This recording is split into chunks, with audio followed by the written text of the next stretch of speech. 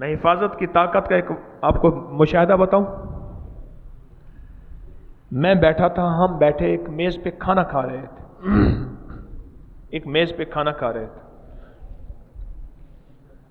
ادھر میزبان لگے ہوئے تھے، ادھر بھی سب شراب پی رہے تھے.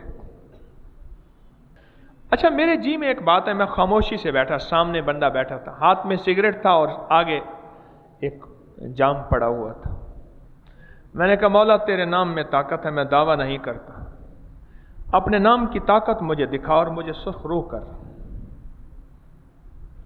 یا اس کا یہ جام ٹوٹ جائے یا یہ پھینک دے اور یہ چھوڑ دے.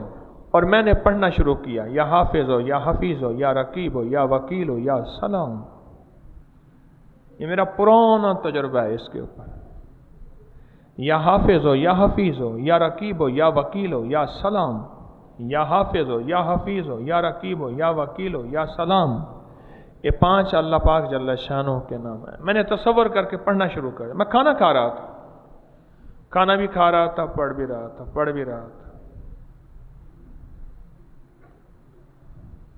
تھوڑی دیر ہوئی، اس بندے نے اپنا سگریٹ بجھا دی اور اس کے بعد نا وہ خاموش بیٹھا رہا. اس کا جو برتن تھا وہ سامنے پڑا ہوا تھا، بیٹھا رہا. اور اس کے بعد وہ اپنا ادھورا برتن وہیں چھوڑ کے اٹھ گیا. میں نے کہا شاید کہیں گیا ٹوائلٹ میں یا کچھ آئے گا، ابھی آئے گا. جو برتن لینے والا تھا اٹھایا نا، آیا، اس نے اٹھا کے ایسے پھینکا، گلاس خالی کیا وہ جام اور چلا گیا. حالانکہ میرے اندر وہ یقین نہیں ہے، لیکن میں نے اپنے یقین کو سنبھالا.